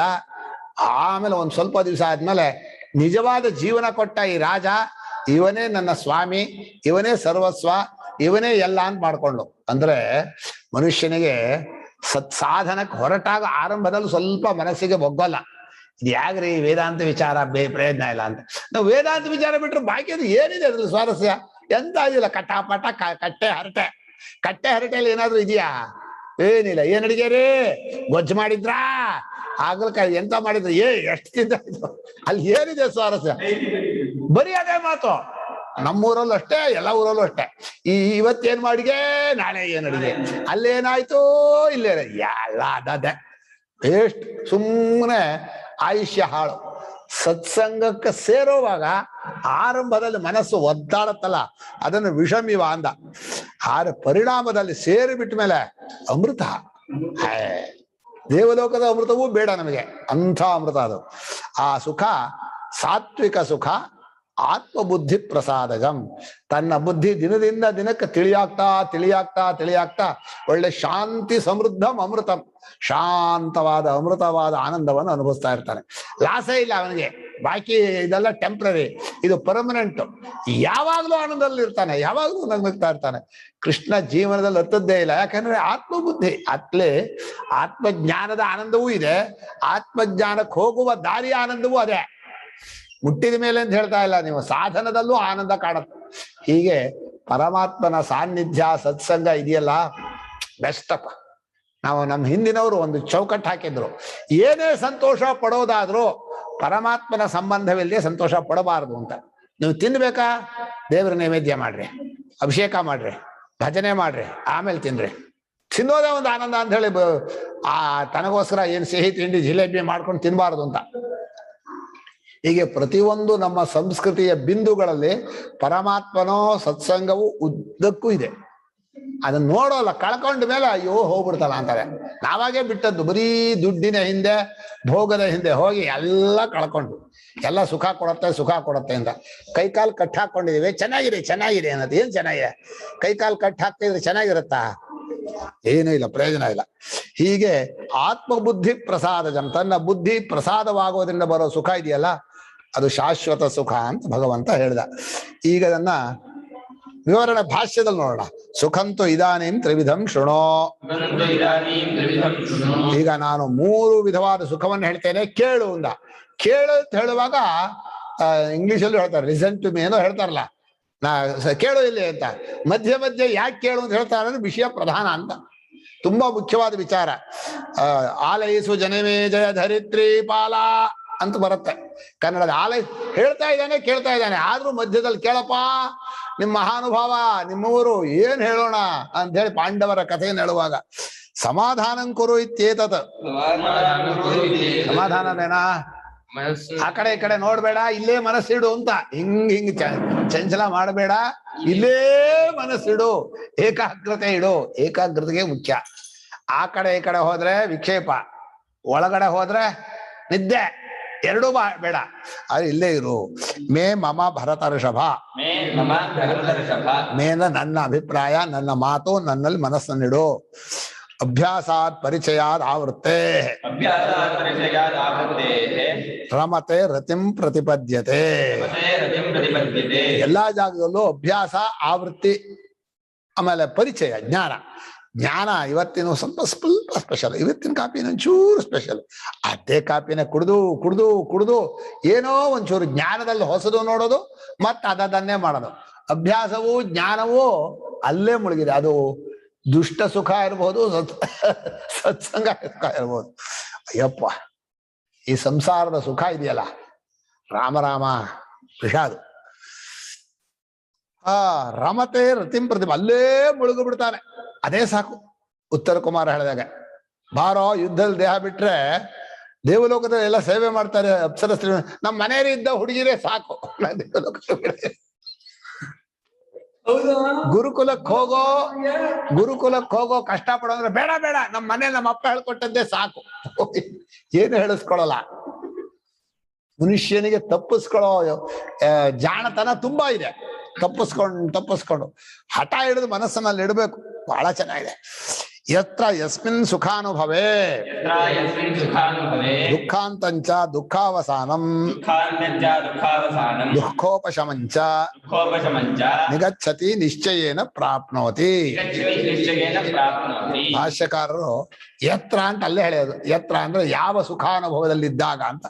ಆ ಸುಖದ ಅನುಭವದಲ್ಲಿ ನಮ್ ಗುರುಗಳು ಹೇಳ್ತಾರೆ, ನಾನು ಬುರುಕಿ ಕರಗೋಗಿರುತ್ತೆ, ಆದ್ರೂ ನಾನು ಸುಖ ಅನುಭವಿಸ್ತೀನಿ ಅಂತಾರೆ. ವಿಷಯ ಸುಖದಲ್ಲಾಗಲಿ, ಭಗವದ್ ಭಕ್ತಿಯಲ್ಲಾಗಲಿ, ಅಥವಾ ನಿದ್ರಾ ಸುಖದಲ್ಲಾಗಲಿ, ಎಲ್ಲಾ ಸುಖದಲ್ಲೂ ಏನಾಗ್ಬೇಕು? ನಾನು ಅನ್ನೋದು ಅಳಿಸೋಗ್ಬೇಕು. ನಾನು ಇರೋವರೆಗೂ ನಿಮ್ಗೆ ಸುಖ ಕಾಣಲ್ಲ. ಅದು ಆತ್ಮನಿಗೆ ಒಂದು ಪರದೆ ಇದ್ದ ಹಾಗೆ. ಅದನ್ನ ತೆಗಿಬೇಕು. ಅದನ್ನ ತೆಗಿಯೋ ಕೆಲವರು ಕುಡ್ತ ಮಾಡ್ಕೋತಾರೆ, ಕೆಲವರು ಇಂಜೆಕ್ಷನ್ ಕೊಡ್ತಾರೆ ಹುಚ್ಚುಚ್ಚಾಗಿ, ಅನ್ನೋದು ಡ್ರಗ್ಸು. ಒಟ್ಟು ನಾನು ಅನ್ನೋದನ್ನು ಅಳಿಸೋ ಪ್ರಯತ್ನವೇ ಸುಖದ ದಾರಿ. ಅದಕ್ಕೆ ಕೆಟ್ಟ ದಾರಿ ಆಗ್ಬಾರ್ದಷ್ಟೆ. ಯಾವ ಸುಖಾನುಭವದಲ್ಲಿ ದುಃಖಾಂತಂ ದುಃಖಾವಸಾನಂ ದುಃಖೋಪಶಮಂಚ ನಿಗಚ್ಚತಿ, ದುಃಖವನ್ನ ಕಳ್ಕೋತಾನೆ, ಅದೇ ಸುಖ ಅಂತ. ಇನ್ನೊಂದು ಹೇಳೋದಾದ್ರೆ, ಇನ್ನೊಂದು ದೃಷ್ಟಾಂತ ಹೇಳೋದಾದ್ರೆ, ಈ ಆಪರೇಷನ್ ಮಾಡೋರು ಇದನ್ನ ಕೊಡ್ತಾರಲ್ಲ, ಅನಸ್ತೇಶಿಯಾ ಅಥವಾ ಏನೋ ಇಂಜೆಕ್ಷನ್ ಕೊಡ್ತಾರಲ್ಲ, ಅಲ್ಲಿ ಅವರಿಗೆ ಆ ದುಃಖದ ಪರಿಣಾಮ ಅಲ್ವಾ, ಅದೇ ಸುಖ. ಪ್ರಪಂಚದಲ್ಲಿ ದುಃಖ ಬರದಾಗ ತಡೆಗಟ್ಟೋ ಸುಖವೇ ಹೊರತು ಹೊಸದಾಗಿ ಸುಖ ಅನುಭವಿಸೋದು ಎಲ್ಲೂ ಇಲ್ಲ. ಇಲ್ಲ ಸುಖ ಬರುತ್ತೆ ಏನ್ ಮಾಡ್ತಿಲ್ಲ, ಸುಖ ಬರೋದೇ ಇಲ್ಲ. ನಮ್ ಸಾಕೇತ ಇದ್ರೆ ವಾದ ಮಾಡ್ತಾ ಇದ್ದ, ಸಾಕೇತ ಇಲ್ವೇ ಇಲ್ಲ. ಸುಖನೂ ಬರುತ್ತೆ ಅಂತ ಹೇಳ್ತಾ ಇದ್ದ, ಸುಖನೂ ಬರುತ್ತೆ ಕಣ್ರೆ, ಸುಖ ಆಗತ್ತೆ. ಮನುಷ್ಯನಿಗೆ ಯಾವಾಗ್ಲೂ ಕಷ್ಟದಲ್ಲೇ ಇದ್ರೆ ಅವಾಗ ಸುಖ ಒಂದು ಸುಜೂರು ಮಿಂಚತ್ತಲ್ಲ, ಬರುತ್ತೆ ಬರುತ್ತೆ ಅಂತ. 3 ಹೊತ್ತು ಕಷ್ಟದಲ್ಲೇ, 3 ಹೊತ್ತು ಸುಖದಲ್ಲೇ ಇದ್ರೆ ಸುಖ ಬರೋಲ್ಲ ಅಂತಾನೆ ಅವನು. ಕಷ್ಟಪಟ್ರೆ ಸುಖ ಉಂಟು ಅಂದ್ರು, ಕಷ್ಟಪಟ್ರೆ ಕಷ್ಟ ಉಂಟು ಅಂತ ಹೇಳ್ಬೇಕು. ಕಷ್ಟಪಟ್ರೆ ಸುಖ ಉಂಟಾಗತ್ತ? ಕಷ್ಟಪಟ್ರೆ ಸುಖ ಆಗತ್ತೋ ದುಃಖ ಆಗತ್ತ? ದುಃಖ ಹೋಗುತ್ತೆ. ಕಷ್ಟಪಟ್ರೆ ನೀವೊಂದ್ ಕೆಲಸ ಮಾಡೋ, ತಲೆಯಿಂದ ನಡೆಯೋ ಶುರು ಮಾಡೋ, ಕಷ್ಟ ಆಗತ್ತೆ. ಕಾಲಿಂದ ನಡೆಯೋದು ಕಷ್ಟನೇ, ಹೋದ್ಮೇಲೆ ಸುಖ ಆಗುತ್ತೆ. ಎಂತ ಸುಖ ಯಾಕಾಗತ್ತೆ? ನಡೆದ ಕಷ್ಟನೇ ಆಗತ್ತೆ. ಸುಖ ಆಗುತ್ತೆ ಅಂದ್ರೆ ನಡೆಯುವಾಗ ಹೋದ್ರೆ ದುಃಖ ಆಗತ್ತಲ್ಲ. ನಡೆಯೋದ್ರಿಂದ ಸುಖ ಆಗತ್ತೋ ದುಃಖ ಆಗತ್ತೋ? ದುಃಖ. ಕಷ್ಟಪಟ್ರೆ ಏನಾಗತ್ತೆ? ದುಃಖ ಆಗತ್ತೆ. ಕಷ್ಟಪಟ್ರೆ ಸುಖ ಆಗತ್ತೆ. ಇದೇನೋ ಲೋಕದಲ್ಲಿ ಏನೋ ಒಂದು ಹೇಳ್ತಾರ, ಅದನ್ನ ಒಪ್ಕೋಬೇಕು. ಅದಕ್ಕೆ ವ್ಯಾಖ್ಯಾನ ಮಾಡ್ತಾರ. ಏನರ್ಥಮ್ಮ? ಕಷ್ಟಪಟ್ರೆ ಸುಖ ಆಗತ್ತೆ, ಕಷ್ಟಪಡ್ಬೇಕು, ಸೋಮಾರ್ತನ ಹೋಗ್ಬೇಕು ಅಂತ ಹೇಳೋದು ಅಷ್ಟು ಕರೆಕ್ಟ್. ಸೋಮಾರ್ತನ ಇಟ್ಕೋಬಾರದು ಅನ್ನೋದೇ ಹೊರತು ಕಷ್ಟದಿಂದ ಸುಖ ಅನ್ನೋದು ಮನುಷ್ಯ ಕಷ್ಟವೇ. ಕಷ್ಟ ಹೇಗೆ ಸುಖ ಆಗತ್ತೆ? ಸುಖ ಅನ್ನೋದು ಯಾವ್ದೋ ಒಂದು ಸಮಸ್ಯೆ ಅಥವಾ ತೊಂದರೆಯ ಪರಿಹಾರ ಆದ್ರಿಂದ ಪರಿಹಾರಕ್ಕೆ ಮಾಡೋ ಪ್ರಯತ್ನನೇ ಕಷ್ಟ ಅನ್ಕೊಳ್ಳೋದು. ಪರಿಹಾರ ಪ್ರಯತ್ನವೋ ಸಮಸ್ಯೆ ಕಷ್ಟವಾ? ಅಲ್ಲ, ಒಂದು ಯಾವುದೇ ಒಂದು ಕಾಯಿಲೆ ಅಥವಾ ಯಾವ್ದಾದ್ರು ಒಂದು ಬಂದಾಗ ಅದಕ್ಕೆ ಶಮನ ಮಾಡೋದಕ್ಕೆ ಪ್ರಯತ್ನ ಮಾಡೋದ್ರಿಂದಾನೇ ಸುಖ ಅಂತ ಅನ್ಕೊಳ್ಳೋದು. ನೀವು ಶಮನ ಮಾಡೋದು ಹೇಳ್ಬಿಡ್ರೆ, ಆ ಕಾಯಿಲೆ ಬರುತ್ತಲ್ಲ ಅದು ಕಷ್ಟ, ಅದನ್ನೇ ಸುಖ ಅಂದ್ರೆ? ಅದ್ ಶಮನ ಮಾಡ್ಕೊಳ್ಳೋದು ಸುಖ ಅಂದ್ರೆ, ನಮ್ ಗುರುಗಳು ಯಾವಾಗ್ಲೂ ಹೇಳ್ತಾರಲ್ಲ, ಕಡ್ತ ಬಂದ್ರೆ ಅದನ್ನ ತುರ್ಚ್ಕೊಂಡ್ರೆ, ಅದು ತೊಂದ್ರೆ ಬಂದಾಗ ಅದಕ್ಕೆ ಶಮನ ಮಾಡ್ಕೊಳಕ್ಕೆ ಕೆರೆಯೋದ್ ಕಷ್ಟ ಆಗತ್ತೆ. ಕಷ್ಟ ಅನ್ನೋಕ್ಕಾಗಲ್ಲ, ಸುಖ ವಾಪಸ್ ಸ್ಥಿತಿಯನ್ನ ತರುತ್ತೆ ಅಂತ. ಏನೋ ನನಗೆ ಅರ್ಥ ಆಗಿಲ್ಲ, ಇನ್ನೊಂದ್ಸಲ ಆಮೇಲೆ ಮಾಡೋಣ. ಹೀಗೆ ಸುಖಾನುಭವ ಅನ್ನುವಂಥದ್ದು ದುಃಖದ ಕೊನೆಯಲ್ಲಿ ತೋರೋದು, ದುಃಖದ ಉಪಶಾಂತದಲ್ಲಿ ಬರುತ್ತೆ ಅಂತ ಹೇಳಿದೆ. ಈಗ ಸಾತ್ವಿಕ ಸುಖವನ್ನು ಭಾಷೆಕಾರರು ಬಹಳ ಚೆನ್ನಾಗಿ ವಿವರಣೆ ಮಾಡ್ತಾರೆ. ಈ ಸಾತ್ವಿಕ ಸುಖದ ವಿವರಣೆ ಆತ್ಮಜ್ಞಾನಕ್ಕೆ ಬಂದ್ಬಿಡುತ್ತದು. ಯತ್ತತ್ ಸುಖಂ ಅಗ್ರೆ ಪೂರ್ವಂ ಪ್ರಥಮ ಸನ್ನಿಪಾತೆ ಜ್ಞಾನ ವೈರಾಗ್ಯ ಧ್ಯಾನ ಸಮಾಧ್ಯಾರಂಭೆ. ಧ್ಯಾನ ಸಮಾಧ್ಯಾರಂಭೆ ಅತ್ಯಂತ ಆಯಾಸ ಪೂರ್ವಕತ್ವಾತ್ ವಿಷಮಿವ ದುಃಖಾತ್ಮಕಂ ಭವತಿ. ಯಾವ ನಿಜವಾದ ಸುಖ ಪಡೆಯುವಾಗ ಆರಂಭದಲ್ಲಿ ಮೊದಲು ಸೇರುವಾಗ ಜ್ಞಾನ ಅಂದ್ರೆ ತತ್ವ ವಿಚಾರವನ್ನು ಮಾಡ್ತಾ ಇರೋ ಜ್ಞಾನ. ಶಂಕರ ಭಾಷ್ಯ ಓದೋ, ವ್ಯಾಕರಣ ಓದು, ಅಯ್ಯೋ ಯಾತಕ್ ಬೇಕ್ರಿ, ಹಿಂಸೆ ಮಾಡ್ತಾರೆ. ಜ್ಞಾನದಲ್ಲೇ ಮುಳುಗೋದು ಆರಂಭದಲ್ಲೇ ದುಃಖ. ವೈರಾಗ್ಯ ಅಂದ್ರೆ ಬಿಡು ಅಂತ, ಭೋಗವನ್ನು ಬಿಡೋದು ದುಃಖ. ಭೋಗ ತ್ಯಾಗ ಇದೆಯಲ್ಲ ಬಹಳ ಕಷ್ಟ. ಆಮೇಲೆ ಧ್ಯಾನ ಅಂದ್ರೆ ಅಲ್ಲೇ ಕೂತ್ಕೊಂಡು ವಿಚಾರ ಮಾಡೋದು, ಅನುಭವದಲ್ಲಿ ಹೊಂದಿಸ್ಕೊಳ್ಳೋದು. ಏಕಾಗ್ರತೆಗೆ ಸಮಾಧಿ ಅಂತ ಹೆಸರು. ಸಮಾಧೀಯತೆ ಅಸ್ಮಿನಿತಿ, ಆತ್ಮನಲ್ಲೇ ಮನಸ್ಸು ನಿಡೋದು, ಮನಸ್ಸಿಗೆ ಒಗ್ಗೋಲ್ಲ. ಅದು ಮನಸ್ಸಿಗೆ ಅತ್ಯಂತ ಆಯಾಸ ಯಾವುದು ಅಂದ್ರೆ, ಯಾವುದು ಒಗ್ಗೋದಿಲ್ವೋ ಅಲ್ಲಿ ಇದು ಮಾಡಿದ್ರೆ, ಪ್ರೇರಣೆ ಮಾಡಿದರೆ ಬೇಜಾರಾಗ್ಬಿಡುತ್ತೆ. ಅಯ್ಯೋ ಆಯಾಸ. 10 ಸಲ ಹೇಳು, ಗೊತ್ತಾಯ್ತಾ? 100 ಸಲ ಹೇಳು, 1000 ಸಲ ಹೇಳು ಅಂದ್ರೆ ಯಾರಿಗಾಗತ್ತೆ? ಬೇಡ. ದಿವಸ 20,000 ರಾಮನಾಮ ಜಪ ಮಾಡ್ಬೇಕು. 20,000 ಅಂದ್ರೆ ಏನು? 6 ಗಂಟೆ, 6 ಗಂಟೆ ಅಲ್ಲ 7 ಗಂಟೆ. ಅಂದ್ರೆ ಮನುಷ್ಯನಿಗೆ ಯಾವುದೇ ಅಭ್ಯಾಸ ಎಷ್ಟೋವರೆಗೆ, ಆಮೇಲೆ ಅಭ್ಯಾಸ ಮಾಡಿದಷ್ಟು ನನ್ನ ದೃಷ್ಟಿಯಲ್ಲಿ ಅವನು ಅಚೇತನ ಕತ್ತರಾಗ್ಬಿಡ್ತಾನೆ. ಭೂಮಿ ತಿರುಗತ್ತಲ್ಲ, ಅಚೇತನ ತಾನೆ, ಅದಕ್ಕೆ ಅಭ್ಯಾಸ ಇದೆ. ಫ್ಯಾನ್ ತಿರುಗತ್ತೆ, ಅಭ್ಯಾಸ ಇದೆ. ಜ್ಞಾನ ಎಲ್ಲೂ ಅಭ್ಯಾಸ ಮಾಡಲ್ಲ. ಜ್ಞಾನ ಒಂದ್ಸಲ ಆಯ್ತು ಅಂದ್ರು ಮುಗೀತು. ಮತ್ತೊಂದ್ಸಲ ಗೊತ್ತಾಯ್ತು, ಯಾಕೆ ಹೇಳ್ತೀಯ ಸುಂದರು ಅಂತಾರೆ. ಜ್ಞಾನಕ್ಕೆ ರಿಪಿಟೇಷನ್ ಇಲ್ಲ. ಅಚೇತನಕ್ಕೆ ಮಾತ್ರ ಕ್ರಿಯೆಯಲ್ಲಿ ಅದೇ ಏನು ವ್ಯತ್ಯಾಸ ಇಲ್ಲ. ಆದ್ರೆ ಈ ಜ್ಞಾನ ಸಾಧನ ಇದೆಯಲ್ಲ, ಮನಸ್ಸನ್ನ ಮುಗಿಸೋದು, ಅಲ್ಲಿ ಅಭ್ಯಾಸ ಉಂಟು. ವಿಚಾರ ಮಾಡಬೇಕು, ಭೋಗವನ್ನು ಬಿಡಬೇಕು, ಅಲ್ಲೇ ಮನಸ್ಸನ್ನು ಮುಳುಗಿಸ್ಬೇಕು, ಏಕಾಗ್ರತೆ ಮಾಡಬೇಕು, ಎಲ್ಲ ಆಯಾಸ. ಇಷ್ಟಕ್ಕೂ ಒಂದೇ ವಾಕ್ಯಲ್ಲಿ ಹೇಳಿದ್ರೆ ಸತ್ಸಂಗ ಮಾಡ್ಬೇಕು, ಮಹಾತ್ಮರ ಜೊತೆಲಿ ಇರ್ಬೇಕು, ಅವ್ರ ಹತ್ರ ಬೈಸ್ಕೋಬೇಕು. ಕತ್ತೆ ಏನ್ ನೋಡ್ತೀಯ ಅಂತ ಬೈಸ್ಕೋಬೇಕು. ಈಗ ನಾನು ಬೈತಾ ಇಲ್ಲ, ಬೈದಿಲ್ಲ, ಉದಾಹರಣೆ ಹೇಳಿದೆ. ಬೈತಾರ ಎಮ್ಮೆ ಬಿದ್ಕೊಂಡಿದೀಯಲ್ಲ, ಏನು ಮಾಡ್ಕೊಂಡಿದೀಯ ಅಂದ್ರೆ ಮಹಾತ್ಮರ ಜೊತೆಲಿ ಇದ್ರೆ ಹಾಕಿ ಚೆನ್ನಾಗಿ ಪುಟಕ್ ಹಾಕ ಇದು ಮಾಡ್ಬಿಡ್ತಾರೆ. ಅಷ್ಟು ದೋಷವನ್ನು ಕೆಲವು ದೋಷ ಅವ್ರ ಜೊತೆಲಿದ್ದಾಗ ನಮಗೆ ಗೊತ್ತಾಗತ್ತೆ, ಕೆಲವು ದೋಷಗಳು ನಮ್ಮ ಮನಸ್ಸಿಗೆ ತಾನೇ ಗೊತ್ತಾಗತ್ತೆ, ತಿದ್ಕೋಬೇಕು. ಇನ್ನು ಕೆಲವನ್ನ ಅವ್ರು ಹೊಡೆದು ಬಡದು ಚೆನ್ನಾಗಿ ಮಾಡ್ತಾರೆ. ಅದನ್ನ ಸತ್ಸಂಗ ಒಂದೇ ಸಾಕು ಅಂತೀನಿ ನಾನು. ಭಾಷ್ಯಕಾರರು ಬರೆದ್ರು ಸಾಧನಗಳು ಇಷ್ಟು ಅಂತ. ಆತ್ಮರ ಜೊತೆ ಹಿಡಿಬೇಕು. ಅದು ಸತ್ಸಂಗ ಮಾಡೋ ಸುಲಭ ಅಲ್ಲ. ಅದು ಲೋಕ ವಿರುದ್ಧವಾದವರು ಅವ್ರ ಹತ್ರಕ್ಕೆ ಹೋದ್ರೆ ಯಾರು ಹೋಗಲ್ಲ, ನಾನೊಬ್ಬನೇ ಹೋಗ್ಬೇಕಲ್ಲ, ಯಾರು ಬರೋಲ್ಲ, ನಾನೊಬ್ಬನೇ ಅಲ್ಲಿ ಇರ್ಬೇಕಲ್ಲ ಅಂತ ಅನ್ಸತ್ತೆ. ಇದ್ದ ಮೇಲೆ ಗೊತ್ತಾಗತ್ತೆ ಎಷ್ಟು ದೊಡ್ಡದೋದು ಅಂತ. ಇರೋ ತನಕ ಸಣ್ಣದವು, ಇದ್ದ ಮೇಲೆ ಜಗತ್ತನ್ನೇ ಗೆಲ್ತೀನಿ ನಾನು ಅಂತ ಶಕ್ತಿ ಬರ್ತೇನೆ ಹೇಳ. ಅಖಂಡ ಜಗತ್ತೇ ಎದುರು ನಿದ್ರು ಏನು ಲೆಕ್ಕ ಇಲ್ಲ, ಆನಂದವಾಗಿರ್ಬೋದು. ವಿಷಮಿವ ದುಃಖಾತ್ಮಕಂ ಭವತಿ ಪರಿಣಾಮೇ ಅಂದ್ರೆ ಅದು ಗೊತ್ತಾದ್ಮೇಲೆ ಫಲದಲ್ಲಿ ಜ್ಞಾನ ವೈರಾಗ್ಯಾದಿ ಪರಿಪಾಕಜಂ ಸುಖಂ. ಜ್ಞಾನ ವೈರಾಗ್ಯ ಸಹಜವಾಗ್ಬಿಡತ್ತೆ ಅವನಿಗೆ. ತತ್ವಜ್ಞಾನ ವೈರಾಗ್ಯವು ಇವರಿಗೆ ಪರಮಹಂಸರಿಗೆ ಆ ಸುವರ್ಣ ಬಂದ್ಗಳು ಅಯ್ಯಯ್ಯೋ ಕರೆಂಟ್ ಹೊಡೆದಾಗ ಬರ್ತಾ ಇದ್ರಲ್ಲ, ಅದು ಸಹಜ. ಅದು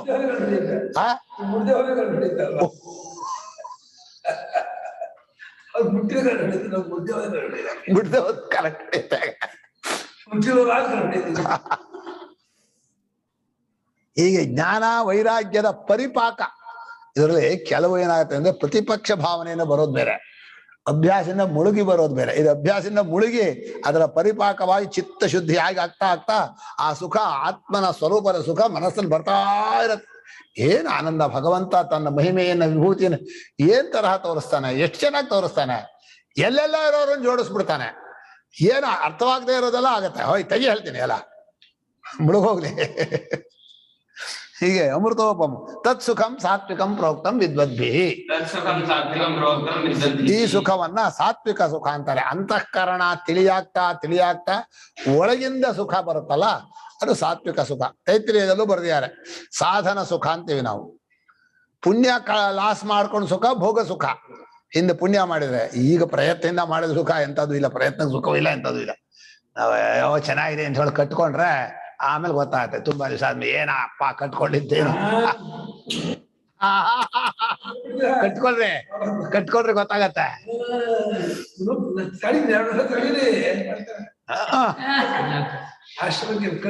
ಚೆನ್ನಾಗಿರುತ್ತೆ.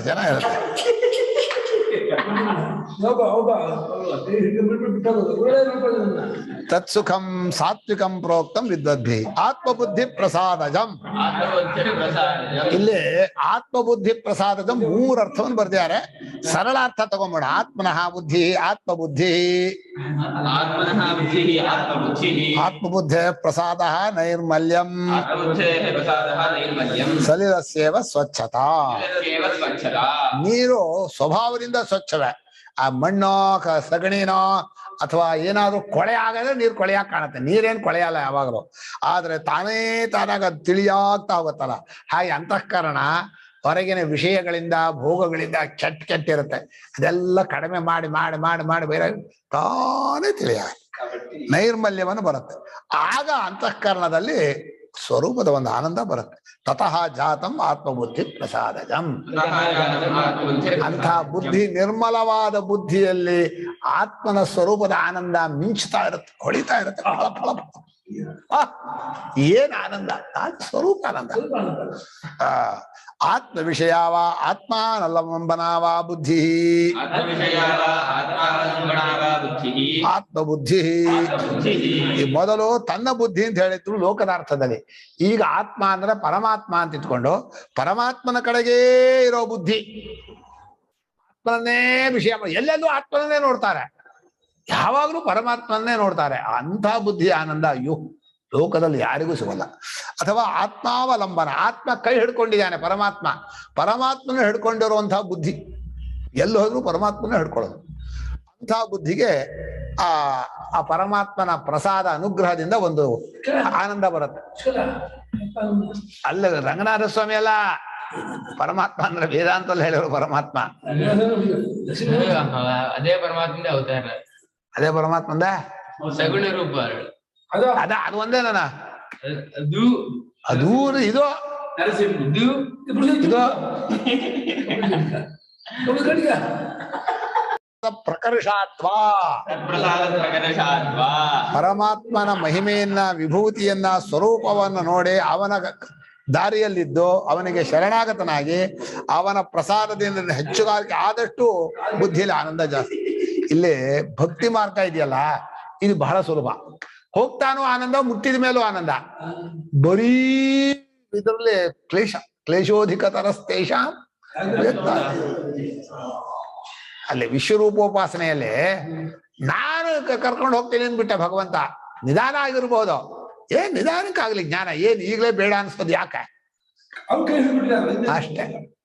ಅಲ್ಲೇ ಬಹೂನಾಂ ಜನ್ಮನಾಮ್ ಅಂತ ಇರುವಾಗ ಇವರು ಒಬ್ರು ನರಸೀಪುರವ್ರೊಬ್ರು ಹೇಳೋರು, ಈಗಲೇ ತುಂಬಾ ಓದಕ್ ಹೋಗ್ಬೇಡ, ತುಂಬಾ ಜನ್ಮಗಳು ಬೇಕು, ಆಗ್ಲಿ ನಿಧಾನ ಜ್ಞಾನ, ಆಮೇಲೆ ಎಲ್ಲ ಬೇಡ ಅನ್ಸುತ್ತೆ. ಸುಮ್ನೆ ಈಗಿರೋದೆಲ್ಲ ತಿಂದ ನಿಧಾನಕ್ಕೆ ಬೇಡ ಅನ್ಸುತ್ತೆ.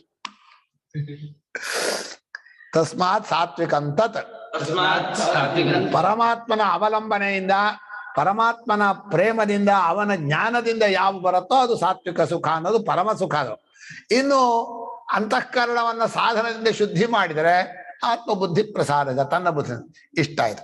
ಇನ್ನು ಭೋಗ ಸುಖ ಕೇಳ್ತಾನೆ. ವಿಷಯೇಂದ್ರಿಯ ಸಂಯೋಗಾತ್ ಯತ್ತದಗ್ರೇ ಅಮೃತೋಪಮಂ ಪರಿಣಾಮೇ ವಿಷಮಿವ ಯತ್ಸುಖಂ ರಾಜಸಂ ಸ್ಮೃತಂ. ವಿಷಯೇಂದ್ರಿಯ ಸಂಯೋಗಾತ್ ಯತ್ತದಗ್ರೇ ಅಮೃತೋಪಮಂ ಪರಿಣಾಮೇ ವಿಷಮಿವ ಯತ್ಸುಖಂ ರಾಜಸಂ ಸ್ಮೃತಂ. ಹೇಳಪ್ಪ. ವಿಷಯೇಂದ್ರಿಯ ಸಂಯೋಗಾತ್ ಯತ್ ತತ್ ಅಗ್ರೇ ಅಮೃತೋಪಮಂ ಪರಿಣಾಮೇ ವಿಷಂ ಇವ ತತ್ ಸುಖಂ ರಾಜಸಂ ಸ್ಮೃತಂ. ವಿಷಯೇಂದ್ರಿಯ ಸಂಯೋಗ, ಇಂದ್ರಿಯಕ್ಕೂ ವಿಷಯಕ್ಕೂ ಸಂಬಂಧ. ಅದ್ರಲ್ಲಿ ನಾಲಿಗೆಗೆ ರುಚಿ ರುಚಿಯಾದ ಅಡಿಗೆ, ಆಹಾ ತಿನ್ಬೇಕು ತಿನ್ಬೇಕು ಅಂತ, ಆ ತಿಂದು ತಿಂದು ಕೊನೆಗೆ ಹೊಟ್ಟೆಗೆ ಏನಾಗತ್ತೆ ಗೊತ್ತಿಲ್ಲ.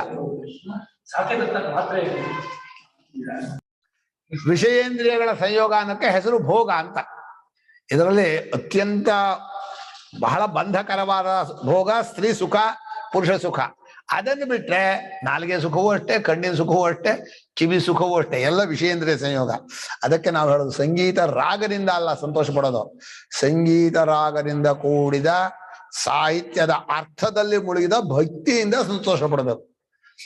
ಯಾವುದ್ರಿಂದ? ಭಕ್ತಿಗೆ ಹೋಗ್ಬೇಕು. ನೀನು ಭಗವತ್ ಪ್ರೇಮಕ್ಕೆ ಹೋಗ್ಬೇಕು. ಆ ಭಗವತ್ ಪ್ರೇಮಕ್ಕೆ ಹೋಗ್ಬೇಕಾದ್ರೆ ಅರ್ಥ ಗೊತ್ತಾಗ್ಬೇಕು. ಅರ್ಥ ಗೊತ್ತಾಗೋದಕ್ಕೆ ಇದೆಲ್ಲ ಲೇಪನಗಳು. ಮಾತ್ರೆ ತಿನ್ನೋಕ್ ಲೇಪನ ಇದ್ದಾಗ ರಾಗ ಶಬ್ದ ಇಲ್ಲ. ಯೋ ಏನ್ ಚೆನ್ನಾಗಿ ಹೇಳ್ತಾರೆ, ಏನ್ ಚೆನ್ನಾಗಿ ಹೇಳ್ತಾರೆ. ಹೇಳ್ಬೇಕಾದ್ದೇನೆ ಶಬ್ದ ಅಲ್ಲ, ರಾಗ ಅಲ್ಲ, ಅದರ ಅರ್ಥ. ತೆಲುಗು ಅರ್ಥ ಆಗತ್ತನಾ? ಬರ ಮರುಗೇಲಾರ ಅಂದ್ರೇನಾ? ಮರುಗೇಲಾರ ಓ ರಾಘವ. ಆಯ್ತು, ಹಳೆ ಕಾಲಕ್ಕಾಯ್ತು. ಯಾವ್ದು ಆರಂಭದಲ್ಲಿ ಅಮೃತವಾದಂತೆ ಕಾಣಿಸತ್ತೆ, ಪರಿಣಾಮದಲ್ಲಿ ವಿಷಂ ಇವಲ್ಲ, ವಿಷಮೇವ ಆಗ್ಬೇಕಾಯ್ತು. ಕೊನೆಯಲ್ಲಿ ಏನಾಗತ್ತದು? ವಿಷವೇ ಸಾಯಿಸತ್ತೆ. ಅಯ್ಯೋ ವಿಷ. ಆ ಸುಖವನ್ನ ರಾಜಸ ಸುಖ ಅಂತ ಕರೀತಾರೆ. ಓದಪ್ಪ.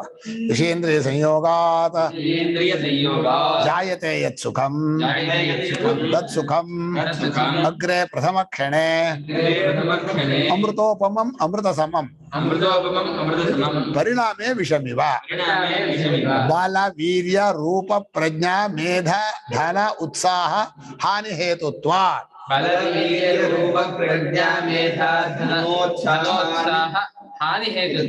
ಏಳು ಸಪ್ತನಾಶ.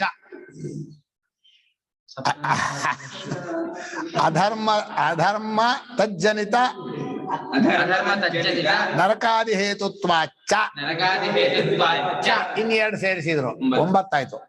ಪರಿಣಾಮೇ ತದುಪಭೋಗ ಪರಿಣಾಮಾಂತೆ ವಿಷಮಿವ ತತ್ ಸುಖಂ ರಾಜಸಂ ಸ್ಮೃತಂ. ವಿಷಯೇಂದ್ರಿಯಗಳ ಸಂಬಂಧ ಅಂದ್ರೆ ಇಂದ್ರಿಯಗಳು. ಅದರಲ್ಲೂ ಜ್ಞಾನೇಂದ್ರಿಯದಲ್ಲೇ ಇಂದ್ರಿಯ ಅಂತ ಹೇಳೋದು. ಯಾಕಂದ್ರೆ ಕರ್ಮೇಂದ್ರಿಯಕ್ಕೆ ವಿಶೇಷವಾದ ಸುಖ ಅಂತಿಲ್ಲ, ಜ್ಞಾನೇಂದ್ರಿಯದಲ್ಲೇ ಸುಖ ಅನ್ನೋದು ಇಟ್ಟಿರೋದು. ಜ್ಞಾನೇಂದ್ರಿಯಗಳ ಸಂಯೋಗದಿಂದ ಯಾವ ಸುಖ ಹುಟ್ಟತ್ತೋ ಆ ಸುಖ ಪ್ರಥಮ ಕ್ಷಣದಲ್ಲಿ ಅಮೃತದಾಗಿರುತ್ತೆ. ಅಮೃತದಂತೆ ಅನ್ಸತ್ತೆ. ಗಾಳಕ್ಕೆ ಹಾಕಿರೋ ಹುಳ ಇದ್ದಾಗ ಎತ್ತ ಬಿಡತ್ತೆ ಪ್ರಾಣನ. ಅಮೃತ ಸಮಂ ಪರಿಣಾಮೇ ವಿಷಮಿವ. ಅದು ಅನುಭವಿಸಿ ಒಂಥರ ಅಡಿಕ್ಟ್ ಆಗ್ಬಿಡ್ತಾನೆ. ಬಿಡಕ್ ಬರಲ್ಲ. ಕಟ್ಕೊಂಡಾಗ ಚೆನ್ನಾಗಿತ್ತು, ಈಗ ಬೇಡ ಅಂತೀರಾ? ಅಂದ್ರೂ ಬಿಡ ಹಂಗಿಲ್ಲ. ವಿಷ ಗೊತ್ತಾದ್ರು ಅಷ್ಟೇ, ತಿಂತಾನೇ ಇರ್ಬೇಕು. ಅಯ್ಯೋ ಕಷ್ಟವೇ. ಈಗ ಮನುಷ್ಯನಿಗೆ ಶಕ್ತಿನಾಶ, ಎಂಟು ಹೇಳ್ತಾರೆ, ಬಲನಾಶ, ಸಾಮರ್ಥ್ಯ, ದೇಹದಲ್ಲಿರೋ ಸಾಮರ್ಥ್ಯವೆಲ್ಲ ಹೋಗುತ್ತೆ, ಶಕ್ತಿಯೂ ಹೋಗುತ್ತೆ. ರೂಪ ಬೇಗ ಮುಪ್ಪು ಬಂದ್ಬಿಡುತ್ತೆ. ಈ ಕುಡುಕರಿಗೆ ಭೋಗಿಗಳಿಗೆ ಏನಾಗುತ್ತೆ ಅಂದ್ರೆ 30 ವರ್ಷಕ್ಕೆ ಮುಪ್ಪು, ಆಯ್ತು ಕಥೆ ಮುಗೀತವ್ರದ್ದು. ಬೇಗ ಮುಪ್ಪು ಬರೋದು. ರೂಪನಾಶ, ಪ್ರಜ್ಞಾ, ನೆನಪಿನ ಶಕ್ತಿ ಹೋಗ್ಬಿಡುತ್ತೆ, ತಿಳುವಳಿಕೆನೂ ಹೋಗುತ್ತೆ, ಪ್ರಜ್ಞೆನೂ ಹೋಗುತ್ತೆ. ಆಮೇಲೆ ಧನ, ದುಡ್ಡು ನಾಶ, ಉತ್ಸಾಹವೂ ನಾಶ, ಯಾವುದರೂ ಉತ್ಸಾಹ ಇರೋಲ್ಲ. ಈ 7 ನಾಶ, ಬಲ, ವೀರ್ಯ, ರೂಪ, ಪ್ರಜ್ಞಾ, ಮೇಧ, ಧನ, ಉತ್ಸಾಹ, ಇದು 7 ಆಯ್ತು. ಅದರ ಜೊತೆಲಿ ಪಾಪ ಬೇರೆ ಬಂದು ಗಂಟು ಬೀಳುತ್ತೆ. ಇನ್ನು ನರಕಕ್ಕೆ ಬೇರೆ ಕಳಿಸ್ತಾನೆ. ಇನ್ನು ಲೋಕದ ದೃಷ್ಟಿಯಲ್ಲಿ ಹೇಳಿದ್ರೆ ದುಡ್ಡು ಹೋಗತ್ತೆ ಅಂದ್ರಲ್ಲ, ಬಹಳ ದುಃಖ. ಸುಮ್ಮನೆ ದುಡ್ಡನ್ನು ಕಿತ್ಕೋತಾರೆ, ಬೇಡವೇ ಬೇಡ. ಸರಿ, ದರ್ಶನಾಧಾರದ. ಇಲ್ಲಿ ಮನುಷ್ಯನಿಗೆ ಪ್ರಾಕೃತಿಕ ದುಃಖ ಪರಿಹಾರ ಮಾಡ್ಕೊಂಡ್ರೆ ಸಾಕು. ಪ್ರಾಕೃತಿಕ ದುಃಖ ಅಷ್ಟೇ, ಅಷ್ಟು ದುಃಖ ಪರಿಹಾರ ಮಾಡ್ಕೊಂಡ್ರೆ ಸಾಕು. ಇನ್ ಪ್ರಪಂಚ ಏನೇನು ಬೇಡ, ಯಾರು ಏನ್ ಸುಖವೂ ಕೊಡ್ಬೇಕಾಗಿಲ್ಲ. ಪ್ರಕೃತಿಯಿಂದ ಬರುವ ಸುಖ ದುಃಖ ಇದೆಯಲ್ಲ, ಆ ದುಃಖಕ್ಕೆ ಪರಿಹಾರ ಎಷ್ಟೋ ಅಷ್ಟನ್ನು ಮಾಡ್ಕೊಂಡ್ರೆ ಸಾಕು. ಇನ್ನು ಇಂದ್ರಿಯಗಳ ದಾಸನಾಗಿ ಅದಕ್ಕೆ ಏನೋ ದುಃಖ ಬಂತು ಅಂತ ತಿಂಡಿ ಹಾಕಕ್ ಹೋದ್ರೆ ಒಂದೊಂದು ಕುರಂಗ ಮಾತಂಗ ಪತಂಗ ಭೃಂಗ ಮೀನಾಹತ ಪಂಚಭಿರೇವ ಪಂಚ ಏಕಃ ಪ್ರಮಾಚಿ ಸ ಕಥನ್ನ ಹನ್ಯತೆ ಪಂಚಭಿರೇವ ಪಂಚ. ನಿಜವಾಗಿ ಅವ್ರಿಗೆ ಗೊತ್ತಿರತ್ತೆ, ಅಯ್ಯೋ ಏನು ಇಲ್ಲೇ ಇರೋ ಜಾಗದಲ್ಲಿ ಬಂದಿಲ್ಲ, ತುಂಬಾ ಚೆನ್ನಾಗಿದೆ ಬಂದಿದೆಯಲ್ಲೋ ಎಂತಾದ್ರೂ ಇಲ್ಲಿ. ಆದ್ರೆ ಇವನೇನೋ ಚೆನ್ನಾಗಿದೆ ಇದು ಪ್ರಪಂಚದಲ್ಲಿರೋ ಎಲ್ಲರಿಗೂ ಆಗೋ ಮೋಸ. ಇದು ಎಂಥದ್ದು ಇಲ್ಲ, ಏನೇನು ಇಲ್ಲ ಇರೋ ಜಾಗದಲ್ಲಿ ಏನೋ ಬಂದಿದೆ, ಬಚ್ಚಿಟ್ಟು ಮೋಸ ಮಾಡಿ ಎಂಥದ್ದು ಇಲ್ಲ. ಹೌದು ಬಿಡ್ರಿ. ಹೀಗೆ ಅಧರ್ಮ ಬೇರೆ, ನರಕಾದಿ ಕಾರಣ ಬೇರೆ, ಇಷ್ಟೆಲ್ಲ ಅನುಭವಿಸಿ ಆಮೇಲೆ ಕೊನೆಯಲ್ಲಿ ಅದು ವಿಷಮೇವ ಅಂದ್ರೆ, ವಿಷಮಿವ ಅಂದ್ರೆ ವಿಷ ತಿಂದ್ರೆ ಹೇಗೆ ಸಾಯ್ತಾನೋ, ಸಾಯೋ ತನಕ ಬಿಡೋಕ್ಕಾಗಲ್ಲ. ಇಂತಹ ಸುಖವನ್ನ ರಾಜಸ ಸುಖ ಅಂದ್ರು. ಇನ್ನು ತಾಮಸ ಸುಖ ಏನಾಗಿರ್ಬೋದು? ರಾಜಸ ಸುಖದಲ್ಲೇ ಭೋಗ ಸುಖವೆಲ್ಲ ಅಡಕವಾಯ್ತು. ಇನ್ನು ತಾಮಸ ಸುಖ ಅಂದ್ರೆ ಏನು ಅಂತ ಹೇಳ್ತಾರೆ. ಯದಗ್ರೇಚ ಅನುಬಂಧೇಚ ಸುಖಂ ಮೋಹನಮಾತ್ಮನಃ ನಿದ್ರಾಲಸ್ಯ ಪ್ರಮಾದೋತ್ಥಂ ತತ್ತಾಮಸ ಮುದಾಹೃತಂ ಯದಗ್ರೇಚ ನಿದ್ರಾಲಸ್ಯ ಪ್ರಮಾದೋತ್ಥಂ ತತ್ತಾಮಸಮುದಾಹೃತಂ ಯತ್ ಅಗ್ರೇ ಚ ಅನುಬಂಧೇ ಚ ಸುಖಂ ಮೋಹನಂ ಆತ್ಮನಃ ನಿದ್ರಾಲಸ್ಯ ಪ್ರಮಾದೋತ್ಥಂ ತತ್ ತಾಮಸಂ ಉದಾಹೃತಂ. ಆರಂಭದಲ್ಲೂ ಮೋಹ, ಕೊನೆಗೂ ಮೋಹ. ಅಗ್ರದ ಆರಂಭ. ಈಗ ಕುಡಿಯುವಾಗಲೂ ಮೋಹವೇ, ಕುಡಿದ ಮೇಲೂ ಮೋಹವೇ. ಹೀಗೆ ಆರಂಭದಿಂದ ಕೊನೆಯವರೆಗೂ ಬುದ್ಧಿ ಮಂಕಾಗೋದು, ಎಚ್ಚರ ತಪ್ಪೋದು ಎಲ್ಲ ನಾಶ. ಅಂಥದ್ದು ನಿದ್ದೆ, ಅದು ಮೋಹ. ನಿದ್ದೆ ಮಾಡಿ ನಿದ್ದೆ ತೃಪ್ತಿ ಆಗಲ್ಲ, ಇನ್ನೂ ಬೇಕು ಅನ್ಸತ್ತೆ. ಯಾವುದು ಮೋಹವನ್ನು ಉಂಟು ಮಾಡುತ್ತೋ ಆ ಮೋಹ ಉಂಟು ಮಾಡುವ ಪದಾರ್ಥ ಇನ್ನೂ ತಗೋ, ಇನ್ನೂ ತಿನ್ನು. ಅದೇನು ಆ ಡ್ರಗ್ಸ್ ಆಗ್ಲಿ, ಕುಡುತನ ಆಗ್ಲಿ, ನಿದ್ದೆ ಆಗ್ಲಿ. ಇನ್ನೊಂದು ಹೇಳಿದ್ದಾರೆ, ನಿದ್ದೆ ಸಾಕು ಅಂತ ಅನ್ಸೋಣ, ಅಯ್ಯೋ ಬೆಳಕಾಗ್ಬಿಡ್ತಲ್ಲ, ಎಂಥ ಕಷ್ಟ ಆಗ್ಬಿಡ್ತದೆ. ಈ ರೀತಿ ಸುಖವೆಲ್ಲ ತಾಮಸ ಸುಖ ಅಂತಾರೆ. ಭಾಷ್ಯ ಓದ್ಬೇಡ. ಯದ ಅಗ್ರೇಚ ಅನುಬಂಧೇಚ ಅವಸಾನೋತ್ತರ ಕಾಲೇ. ಅಗ್ರೇ ಅನುಬಂಧ ಅಂದ್ರೆ ಕೊನೆ ಕಾಲದಲ್ಲಿ ಅಂತ. ಆರಂಭದಲ್ಲೂ ಮೋಹ, ಕೊನೆಯಲ್ಲೂ ಮೋಹ. ಸುಖಂ ಮೋಹನಂ, ಮೋಹಕರಂ ಸುಖಂ ಅಂತ. ಮೋಹ ಮಾಡುವ ಸುಖ, ಬುದ್ಧಿಯಲ್ಲಿ ಮಂಕು ಕೊಯ್ಯುವಂತಹ ಸುಖ. ಆತ್ಮನಃ, ಮನಸ್ಸಿಗೆ ಆಗುವಂತಹ ಸುಖ ಇಂತಹದ್ದು. 3 ಉದಾಹರಣೆ ಕೊಟ್ಟಿದ್ದಾರೆ. ನಿದ್ರಾ ಆಲಸ್ಯ ಪ್ರಮಾದೋತ್ಥಂ, ನಿದ್ರಾಚ ಆಲಸ್ಯಂಚ ಪ್ರಮಾದಶ್ಚ ತೇಭ್ಯಃ ಸಮುತ್ತಿಷ್ಠತಿ ಇತಿ ನಿದ್ರಾಲಸ್ಯ ಪ್ರಮಾದೋತ್ಥಂ ನಿದ್ರಾಲಸ್ಯ ಪ್ರಮಾದೋತ್ತಂ ತತ್ತಾಮಸಂ ಉದಾಹೃತಂ. ತತ್ತಾಮಸಂ ಉದಾಹೃತಂ. ನಿದ್ದೆ ಸೋಮಾರ್ತನ ಹರಟೆ, ಕಟ್ಟೆ ಹರಟೆ. ಪ್ರಮಾದ ಅಂದ್ರೆ ಕರ್ತವ್ಯವೇ ಇಲ್ಲ, ಸುಮ್ಮನೆ ಕೂತ್ಕೊಂಡು ಹರಟೆ ಹೊಡೆಯೋದು. ಬೆಳಗ್ಗೆನೂ ಹರಟೆ, ಬೆಳಗ್ಗೆ 4 ಗಂಟೆಗೆ ಹೋಗಿ ಯಾರ ಮನೆ ಹರಟೆ ಹೊಡ್ಕೊಂಡು ಕೂತ್ಕೊಳ್ಳೋದು. ಆಮೇಲೆ ತಿಂಡಿ ತಿಂದು ಮತ್ತೆ ಹರಟೆ. ಅಯ್ಯೋ ಹರಟೆ ಹರಟೆ ಕಟ್ಟೆ ಹರಟೆ, ಏನೇನು ಪ್ರಯೋಜನ ಇಲ್ಲರೋ ಮಾತು. ಇದು ಪ್ರಮಾದ ಅಂದ್ರೆ ಕರ್ತವ್ಯ ಭ್ರಷ್ಟ ಅಂತ. ಕರ್ತವ್ಯ ಭ್ರಷ್ಟನಾದಂಥ ಒಂದು ಸುಖ, ಅದು ಒಂದು ಅಭ್ಯಾಸ ಆಗ್ಬಿಟ್ರೆ ಆ ಟೈಮಿಗೆ ಅಲ್ಲಿ ಹೋಗೋ ಹಾಗಾಗತ್ತೆ.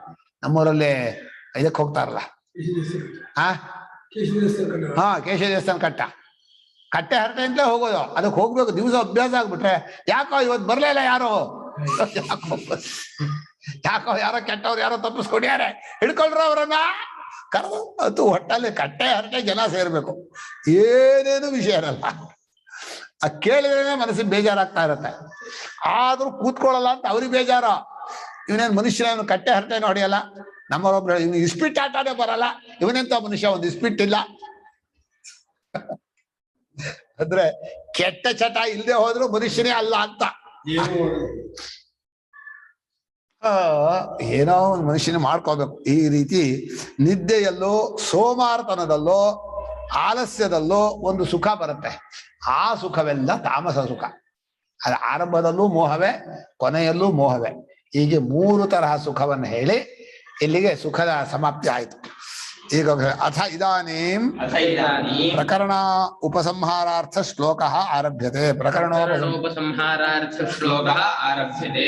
ಈ ಪ್ರಕರಣವನ್ನ ಒಟ್ಟು ಎಷ್ಟೋ ಸ್ಯಾಂಪಲ್ ಹೇಳಿದಾನೆ. ಇಷ್ಟೇ ಅಲ್ಲ, ಇನ್ ಪ್ರಪಂಚದಲ್ಲಿ ಇರೋದೆಲ್ಲ 3 ಗುಣ ಅಂತ ಹೇಳ್ಬೇಕು. ಅದಕ್ಕೋಸ್ಕರ ಉಪಸಂಹಾರ ಮಾಡ್ತಾ ಇದ್ದಾನೆ. ನ ತದಸ್ತಿ ಪೃಥಿವ್ಯಾಂ ವಾ ದಿವಿ ದೇವೇಶು ವಾ ಪುನಃ ಸತ್ವಂ ಪ್ರಕೃತಿ ಜೈರ್ಮುಕ್ತಂ ಯದೇಭಿಃ ಸ್ಯಾತ್ ತ್ರಿಭಿರ್ಗುಣೈಃ.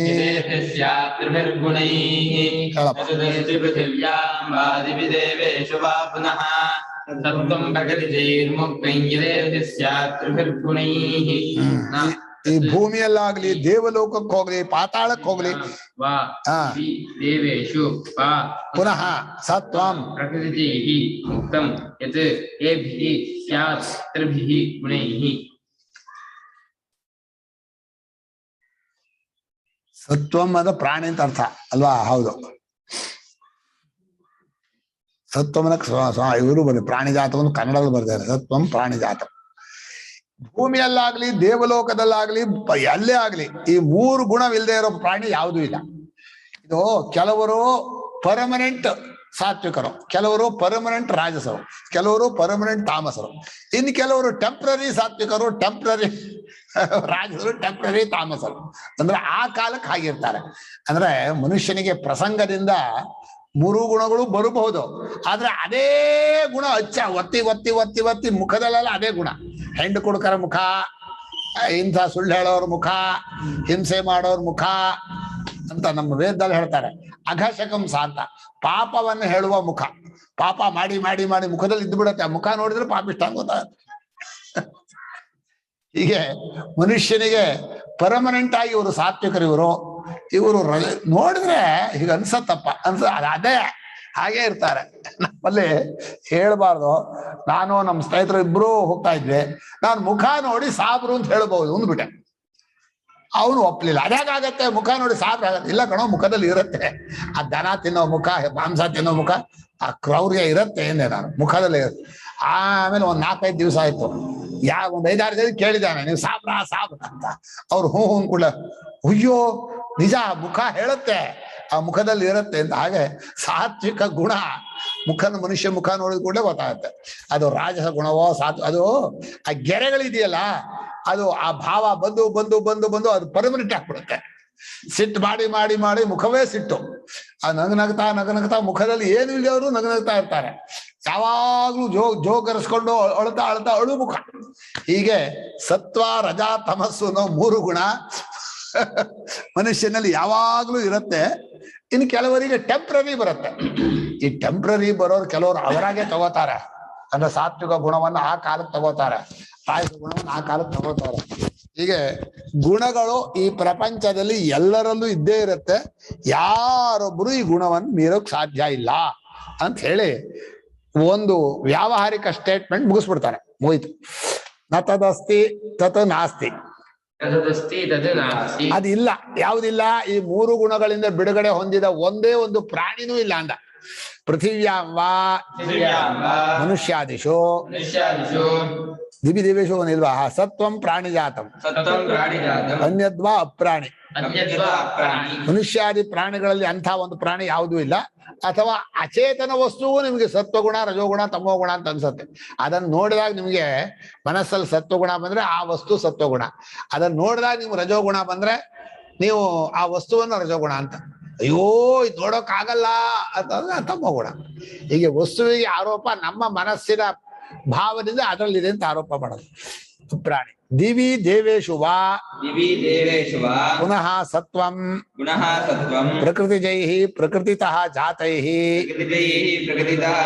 ತೇಭಿಃ ತ್ರಿಭಿರ್ಗುಣೈಃ ಸತ್ವಾದಿಭಿರ್ಮುಕ್ತಂ ಪರಿತ್ಯಕ್ತಂ ಯತ್ ಸ್ಯಾತ್ ನ ತದಸ್ತಿ ಇತಿ ಪೂರ್ವೇಣ ಸಂಬಂಧ. ದೇವಲೋಕಕ್ಕೆ ಹೋದ್ರು ಹೀಗೆ, ಅವರು ಸತ್ವಗುಣ ರಜೋಗುಣ ತಮೋಗುಣ, ಅಲ್ಲೂ ಎಲ್ಲಾ ಕಡೆಯಲ್ಲೂ ಈ ಮೂರು ಗುಣ ಇದ್ದೇ ಇರುತ್ತೆ. ಈ ಮೂರು ಗುಣಗಳಿಂದ ಬಿಡುಗಡೆ ಹೊಂದಿದ್ದು ಯಾವುದೂ ಇಲ್ಲ. ಇದು ಸ್ವಾಭಾವಿಕವಾಗಿ ಪ್ರಕೃತಿಯಿಂದಲೇ ಬಂದಿದೆ ಅಂತ. ಪ್ರಕೃತಿಯಿಂದ ನಮ್ಮ ಮೂಲ ವಸ್ತುಗಳಿದೆಯಲ್ಲ, ಎಲಿಮೆಂಟ್ಸ್ ಅಂತಾರಲ್ಲ, ಅಥವಾ ಯಾವ್ದಾದ್ರು ಇಟ್ಕೊಳ್ಳಿ, ಅವ್ಯಾಕೃತವೋ ಪ್ರಧಾನವೋ ಯಾವುದೋ ಈ ಪಂಚಭೂತವೋ ಯಾವುದೋ ಪ್ರಕೃತಿಗಳಲ್ಲಿ ಈ ಮೂರು ಗುಣ ಇದೆ, ಅದೇ ಇಲ್ಲಿ ಬರೋದು. ಅದರಿಂದ ಮಾಡಲ್ಲದು. ನೀವು ಯಾವ್ದನ್ನ ತಗೊಂಡು ಏನ್ ಮಾಡ್ತೀರೋ ಆ ಗುಣ ಅದಕ್ಕೆ ಬಂದೇ ಬರುತ್ತೆ. ಸಕ್ಕರೆ ಹಾಕಿದ ಸಿಹಿ ಬಂದ ಹಾಗೆ ಈ ಪ್ರಕೃತಿಯಲ್ಲಿ ಮೂರು ಗುಣ ಇದೆ. ಪ್ರಕೃತಿಯಿಂದ ಹುಟ್ಟಿರೋದು ಮೂರು ಗುಣ, ಎಲ್ಲಾ ದೇಹದಲ್ಲೂ ಎಲ್ಲಾ ಮನಸ್ಸಲ್ಲೂ ಮೂರು ಗುಣ ಇರುತ್ತೆ.